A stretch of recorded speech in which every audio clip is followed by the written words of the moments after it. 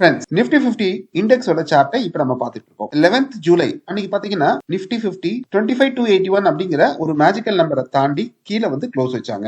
அங்கேருந்து பாத்தீங்கன்னா கண்டினியூஸா இன்னைய வரைக்குமே ஒரு ஜோனுக்குள்ளேயே அவங்க ட்ரேட் பண்ணிட்டு இருக்காங்க. இந்த ஜோனை தாண்டி அவங்களால மேல போறதுக்கு எத்தனை வாட்டி ட்ரை பண்ணாங்க, இல்ல கீழே வரதுக்கு எத்தனை வாட்டி ட்ரை பண்ணாங்க அப்படின்னு பார்க்கலாம். 11th அன்னைக்கு கட் பண்ணி கீழே வந்தவங்க திரும்ப 16th அன்னைக்கு மேல போறதுக்கு ட்ரை பண்ணாங்க. அன்னைக்கு அவங்களால போக முடிஞ்சது 25,255 வரைக்கும் தான் போக முடிஞ்சது. அதுக்கு அடுத்தது 24th ஜூலை நேத்து போனாங்க. எவ்வளவு வரைக்கும் போனாங்க அப்படின்னு பாத்தீங்கன்னா 24,246 வரைக்கும் தான் போக முடிஞ்சது. ஸோ அவங்களுக்கான மெயின் ரெசிஸ்டன்ஸ் எங்க இருக்கு அப்படின்னு பாத்தீங்கன்னா 25,281ல இருக்கு. அதை தாண்டி சரி கீழே தான் வந்தாங்களே அப்படின்னு பார்த்தா இந்த ஜோனை உடச்சி அவங்களால கீழேயும் போக முடியல. 24,964 அவங்களுக்கு ஒரு பெரிய சப்போர்ட்டா லாஸ்ட் 9 டேஸா இருந்திருக்கு.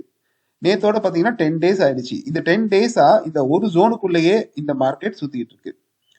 இந்த ஜோனை தாண்டி எப்போ அவங்க மேல போறாங்களோ அப்பதான் நமக்கு வந்து ஒன் சைட் மூவ்மெண்ட், அது மேலேயா இருக்கலாம் கீழேயா இருக்கலாம், கிடைக்கும். ஸோ அது வரைக்கும் இந்த நம்பர்ஸை ஃபாலோ பண்ணுங்க. அது வரைக்கும் நீங்க ட்ரேட் எடுக்காம வெயிட் பண்ணீங்கன்னா மட்டும்தான் பிரீமியம் வேரியேஷன்ல இருந்து நீங்க தப்பிக்க முடியும்.